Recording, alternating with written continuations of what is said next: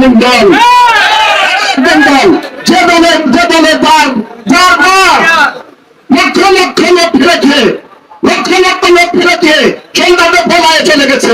তারা পলায় চলে যায়, বলে দেশের মানুষকে খেয়াল না করে সে দলের লোক কি হতে পারে সেটা আপনারা নিজেও জানেন। সব লোক পলায় গেছে, সব লোক পলায় যাচ্ছে, এবং জীবনে এই আওয়ামী লীগ নামে কোনো দল বাংলাদেশের মাটিতে প্রতিষ্ঠিত হয় না। যেভাবে তাদের পতন হয়েছে, তারা আর কোনদিন দেশের পতন হবে না। সেখানে আওয়ামী লীগের বাদ দেন, বাদ দিয়ে তারা আপনাদের হাত পা ধরবে।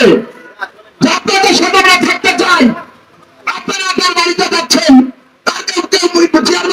হতে যাচ্ছেন, তার সমাধান নিয়ে আসতেছেন, এইগুলো করেন না। এগুলো দিন শেষ হয়ে গেছে, এগুলো দিন শেষ হয়ে গেছে। আজাদ ভাই বলেছেন যে এইখানে যে লোক আওয়ামী লীগের সাথে নেবেন তার কপালে দুঃখ আছে। তোদের শুনতে পারলে আমরা গত কয়েকদিন আগে তারেক রহমান আমাদের সাথে এসেছিলাম। তারেক রহমান আমাদের বলেছে আমার মাকে বাড়ি থেকে বাইরে দেওয়া হয়েছে, আমি যে বাড়িতে আমার জন্ম হয়েছে সেই বাড়িতে আমি চলে আসছি, যে বাড়ি থেকে আমার ভাই ভাই চলে গেছে, যে বাড়ি থেকে আমার সন্তানেরা বেড়ে গেছে, আমি সেই বাড়ি থেকে আমাদের উদ্ধার করে দেওয়া হয়েছে। আমার মা এক কাপড়ে বেড়ে গেছে, সেই আমাদেরকে সাথে আপনারা কিসের পীড়িত করেন? কিসের পীড়িত আপনাদের?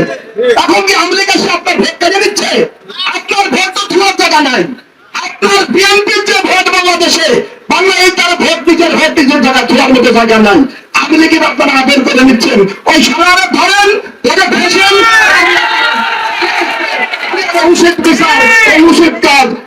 বাংলাদেশের মাটিতে হওয়া উচিত আমি মনে করি।